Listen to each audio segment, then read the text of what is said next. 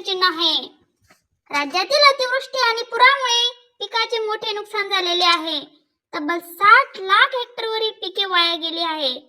अशा वेळी सरकार समोर निधीचा तुटवडा निर्माण झाला आहे। त्यामुळे आनंदाचा सीधा योजनेसाठी विविध मिळत नाही अशी माहिती मिळाली आहे। यंदा गणेशोत्सवानंतरही आनंदाचा सीधा मिळाला नाही।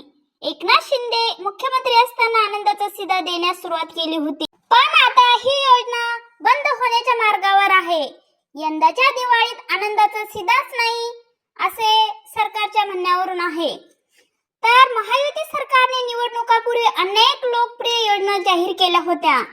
आर्थिक अडचणीमुळे आनंदाचा सीधा योजना बंद होण्याची शक्यता सरकारने दर्शवली आहे। पण सत्तेत आल्यावर या सरकारच्या योजनांना कात्री लागली। आता विरोधक या मुद्द्यावरून सरकारला घेरत आहे।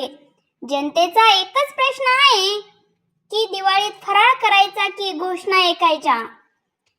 यंदाच्या गणेशोत्सवात आनंदाचा सीधा हा मिळाला नाही।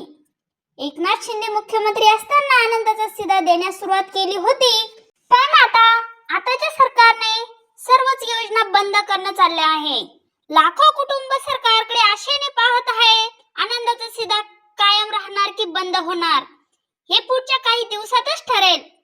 पण गरिबांच्या घरात दिवाळीत फराळाऐवजी निराशा नको हीच सगळ्यांची अपेक्षा। तर मित्रांनो, या विषयावर तुमचं मत काय? आनंदाचा सीधा योजना सुरू ठेवावी का? कमेंट करा आणि शेअर करा। आपला व्हिडिओ आवडल्यास एक लाईक नक्की करा।